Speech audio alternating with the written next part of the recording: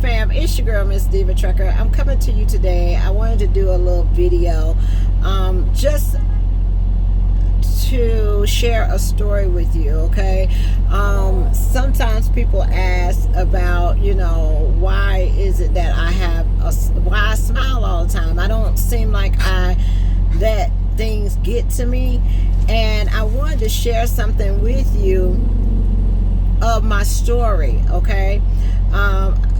A lot of you don't know. I just, all y'all know about me a lot is about my trucking and things like that, okay? But I've been through a lot of things before I got into trucking. And one of those things that I've been through, and what triggered all of this was last week I got a call from my ex, okay?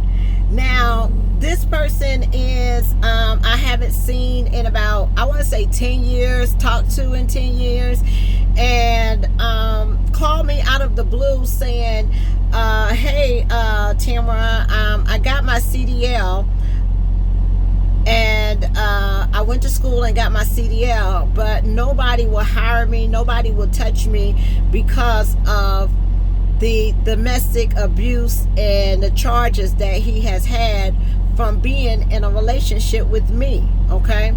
So 10 years ago, and he was wondering if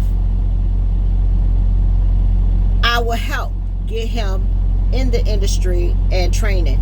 Doors have been slammed in his face. He has not had the ability to go to training, and I guess from YouTube or watching videos or whatever, reached out to me, okay? I know that I'm not the first person that you would think of when to call me to ask for help, okay? But it's like, God, are you trying to show me something? What are you doing? Is this a message or something? What's going on, Because someone of my past, I just put out my mind, and I'm like, I'm trying to help people, but I'm trying to help, other people. I ain't trying to help him, you know what I'm saying?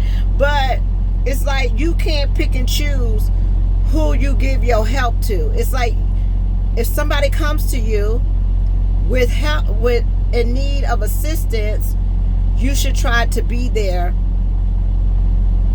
I guess, to be there to help out. So it shows growth, I guess, in me, because I'm not angry, I'm not upset, I don't want to cuss them out, I don't want to call them names, I don't want to do any of that. I just want to keep it strictly whatever, and if I can, try to do that and keep it moving and keep moving, okay? And I'm going to give you some history on this because I believe that it's very important for me to share my experience with you, because it may help you if you're in a situation right now that you're going through trials and tribulations and struggles, or you've ever been in a relationship that you had to deal with domestic violence, domestic abuse, anything like that, okay? So let me give you a little bit of history on the relationship. I met this person. We was in a relationship for 6 years. I met him. He was a very good guy that I thought at the time. We had a lot of fun. We enjoyed each other. We went out, different things like that. And the relationship was good for the most part over, the first couple of years. Somehow in a relationship, it changed. The dynamics of the relationship changed, where he became to be more controlling, more where you're going, what you're doing, who you're on the phone with, shutting everybody around me down. Like, nobody come to the house, nobody, I talk on the phone or hang out with my girlfriends, things like that. And I was a very independent person at the time. I was just getting out the military, out the army, and I lived in my own house and had my own job and all this kind of stuff, and I was doing really well for myself. All of a sudden this person comes along, and I'm thinking, he's had so many things that's happened to him in the past. I just need to, be a person that will, show him a different way, and you can have things out of life if you really, try and work towards and and try to do. And at first he was on the same page, and he was like, you know, he understood that I was a go-getter and I like to do things and all this kind of stuff. Eventually, over the next couple of years, all that started to change. My goals, my aspirations, things that I wanted to do in life started to dwindle. I didn't want to do those things no more. My friends, I started to not have so many friends. I started to isolate myself. I remember the first time he ever put his hands on me. I remember I called the police and I was like, I'm done. I'm out of here. Who you think you are? You know, I'm this, that, and the third. And who you think you ought to be putting your hands on me? And with that, I mean, he cried. He did this. I would never do that. I would never want to hurt you.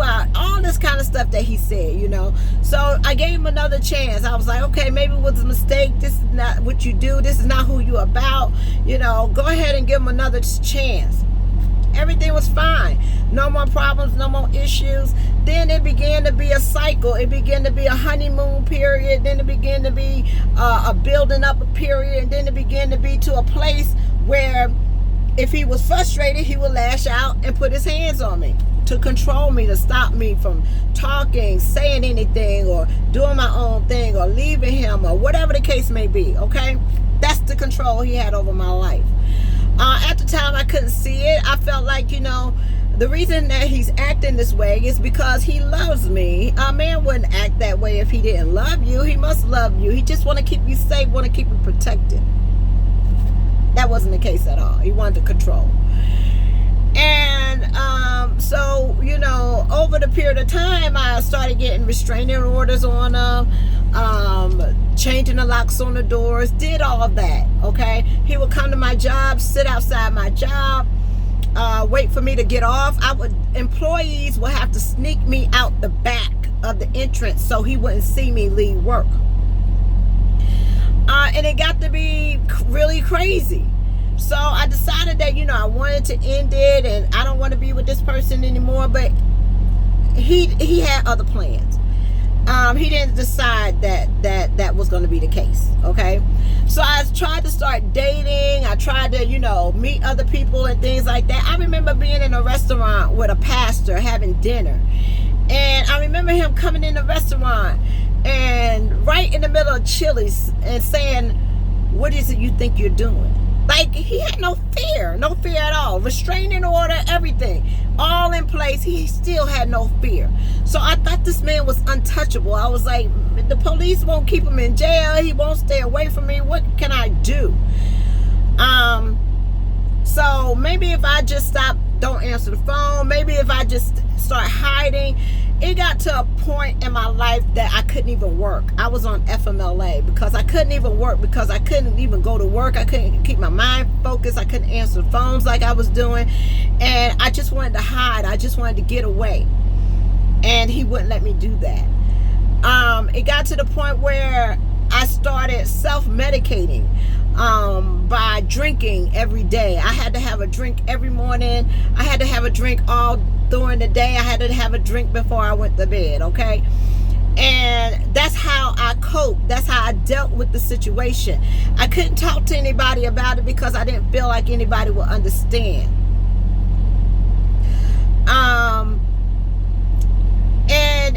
And we got to a place where I thought I was getting out the relationship, like he had enough, he found somebody and this, that, and the third. But it got to a point where I remember the DA calling me and saying, Miss Tamara, you're going to have to be in court the next day, because this man, not only did he put his hands on you, he put his hands on another woman, and both of y'all got to come to court on such and such a day. So he done beat 2 women in one day, okay? And I'm like, wow, like really, like for real. So remember going down there testifying. So I'm thinking, okay, he got somebody else. He'll leave me alone. I don't have to worry about him anymore, right?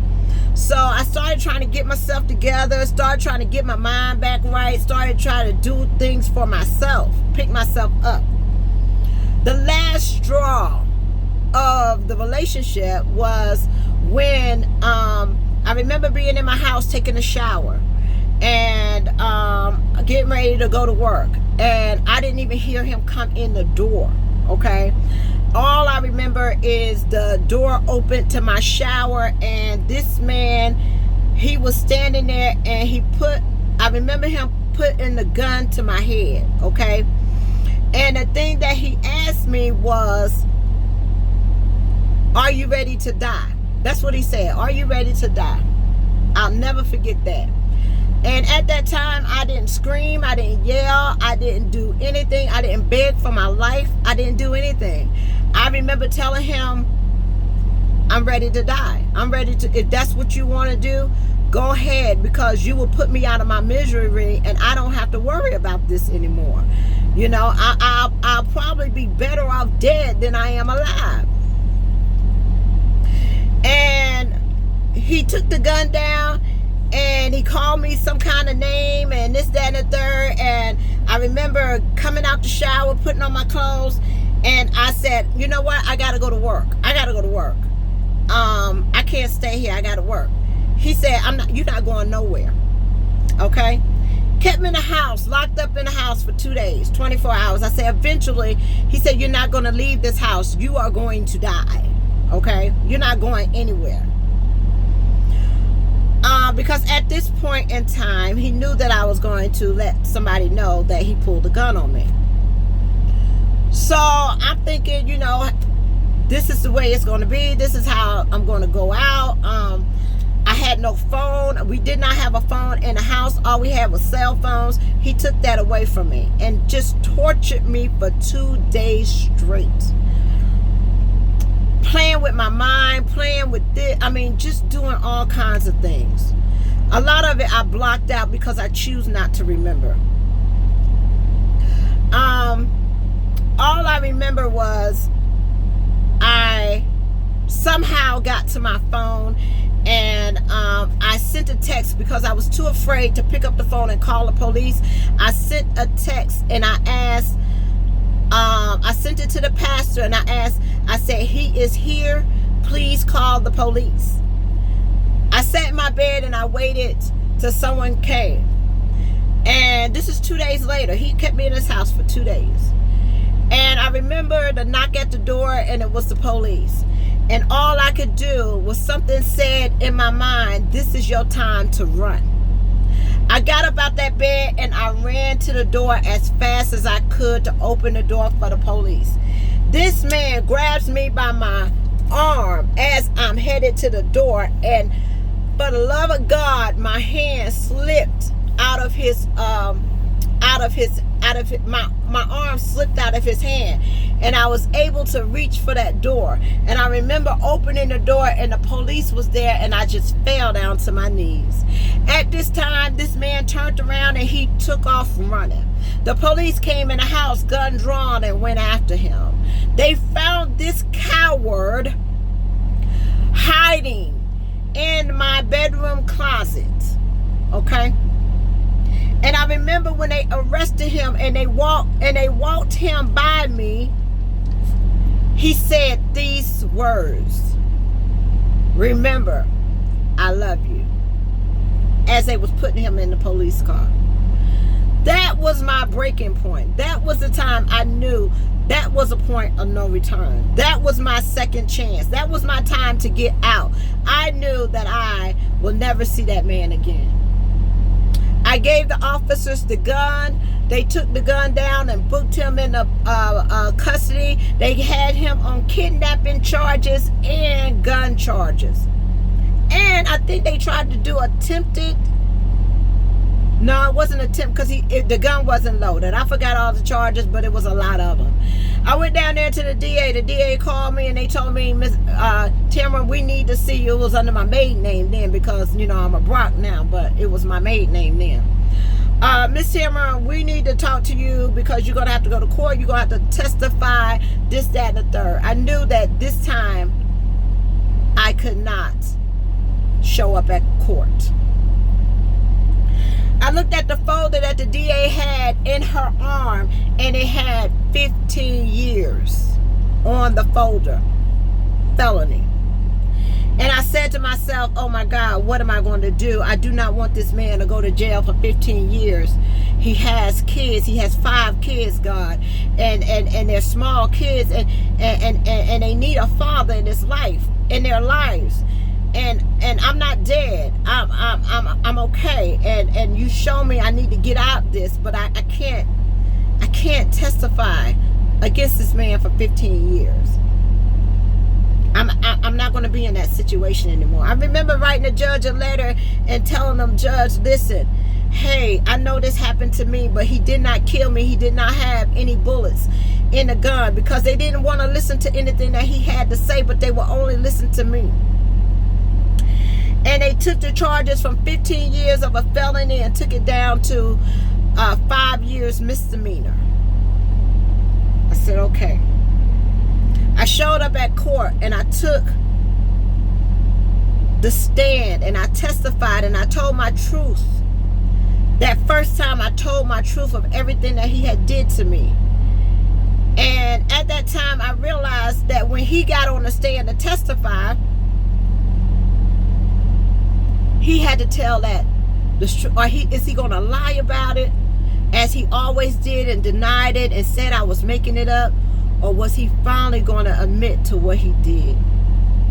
That day, he admitted to everything that he did on the court, on the stand. And that was my closure. That was what I needed to leave that situation. And they sentenced him right then and there. He went to jail for 3 years. 3 years, 2 years, I don't know. I just knew that he was out my life. I didn't think another man would want to talk to me, be with me, anything like that, because I didn't want to put a person in a situation of dealing with him, because I knew he would one day get out of jail. That's when I later met my husband. My husband was the only man that came in my life and was not afraid.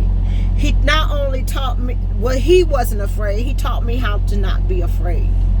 He taught me that I could sleep well at night, and I never had to worry about that man ever coming back in my life and putting his hands on me. So the reason why I tell you this story, the reason why I'm sharing this with you right now, is because that call last week brought up all those, everything that I had went through. Immediately when I got off the phone, I called my husband and I was like, look, he called me. What did he want? He just wanted that he got his license, but he cannot get into this industry because nobody will give him a chance of what he done to me. I am the only, he had to come back to me because I have that control. I can speak, I can say something to a company that will give him a second chance. Now I have the control. What am I going to do with that? Am I going to curse him out, be angry, be bitter, be upset, call him every name in the book, hang up the phone? No, because when God works in your life and you survive something and you've been through something and you a better person because of it, I don't have any feeling. I don't have any anger. I'm not mad. I'm not upset. If that man wants to do better and go on about his life and provide for his kids and his family and whoever he has in his life, so be it. Will I condone? Will I minimize the situation? I will always tell my story if it benefits and helps someone else. Do I want people to feel sorry for me for going through something like that? No, not ever, because I survived it. It made me stronger. And what it does right now in my life, it helps me to be able to help somebody else that may experience something like that may feel like they're in a relationship that they can't get out of, that might feel that they're in their breaking point and they may look at trucking as a way out. This right here is not hard for me. I've been through tough times. This is easy for me. So that's why I smile. That's why I have so much joy in my heart. That's why I'm able to pass it on to other people, because I understand that hurt. I understand that pain. I understand that suffering. I understand what it is to be in a relationship and you feel like you don't have no way out of that. And you feel like without this person, your life will not continue or be better or whatever the case may be. So I'm a witness here today to let you know that you don't have to continue the hurt, the pain, the struggle. You don't have to do that. There is a way out. So I come to you today because I want to share my story, and he is not the only person that can tell my story. Is me. That's my therapy. That's the way how I keep pushing through. But I do not dwell on that, and I don't talk about it at all. Okay? I've been through that. I went through that, and I keep going and I keep pushing. But that's where my joy comes in the morning. My joy comes that I don't have to go through that anymore. I don't have to endure that anymore. I don't ever have to see that person anymore.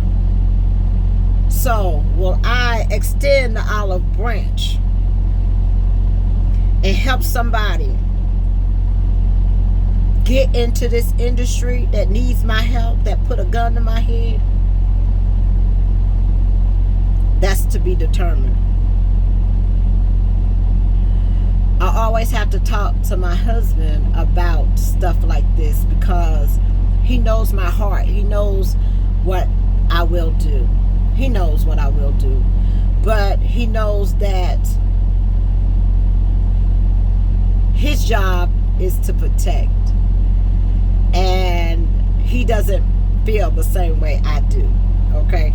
He don't feel the same way I do. But yeah, I just wanted to share that with you. Therefore, that if I can help somebody in any kind of situation that they need to get out of, and let you know that God uses you as a vessel and puts you through some things that sometimes you can't see your way through right then. But there's a breakthrough. You don't have to be in that same place. Look at me now. Look where I'm at now, y'all. Look where I'm at now. I'm behind the 18-wheel. I enjoy my life. I am committed to making the rest of my life the best part of my life at the age of 47 years old. I went through that for 6 years, and I blame myself. Why? Because I allowed myself to be treated like that. I had to go to counseling. I had to go to counseling to get my mind back right, to get my soul back right, to find me again. And I will never let that happen to me again.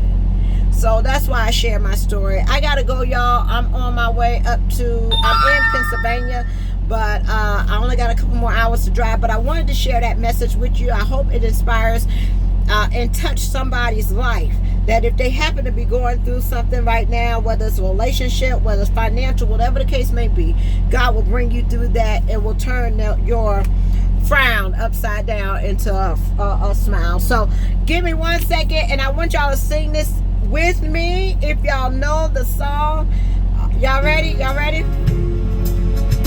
It's called I'm Still Holding On. Y'all ready? Let's go.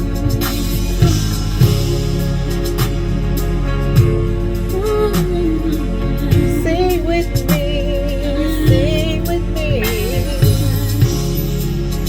They said I wouldn't make it. Come on. They said I wouldn't make it today. They said I would never amount to anything.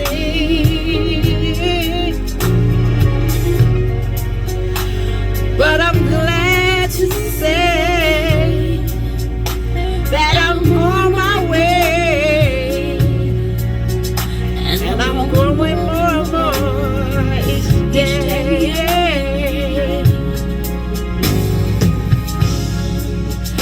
There were many that started out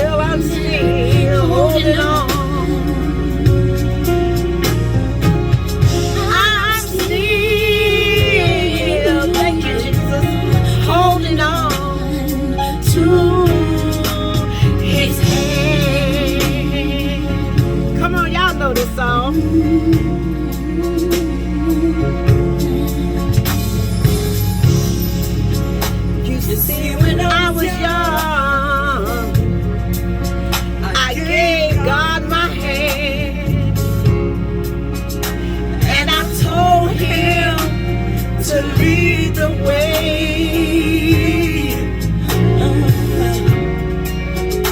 But the road has been rough, and the going been mighty tough. Well, I ain't going nowhere. I'm right here to stay.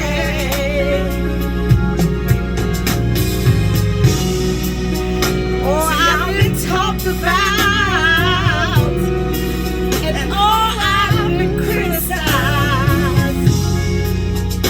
It's had to wipe many tears from my eyes.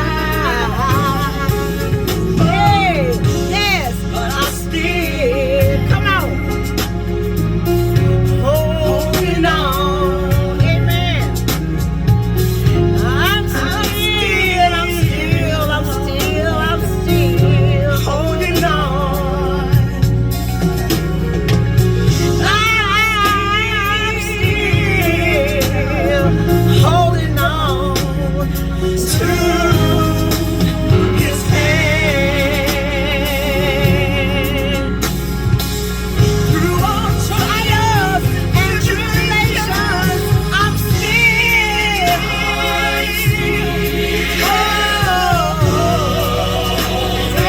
on. Yes, I'm still in God's holy plan. I'm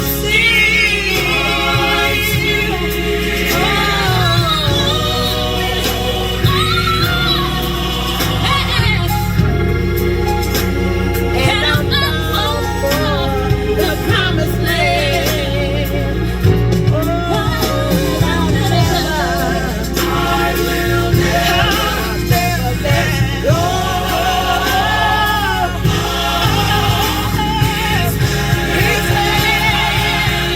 His hand. Oh, and I'll never let go.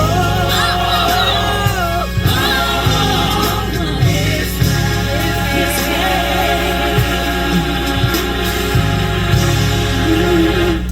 All right, y'all. I gotta go. But that's my song for the day. That's my story of my trials and my tribulations, and let you know that God puts you through tests and turns them into testimonies. Okay. So peace, love, joy, and happiness, and y'all have a wonderful and blessed day. Also, if y'all have not already purchased your Lady Trucker shirt, please do that. Go to She Trucking Apparel and purchase your Lady Trucker shirt. We will also be down there in Dallas, Texas at Truck Show, where you can get your t-shirts. You can get your t-shirts.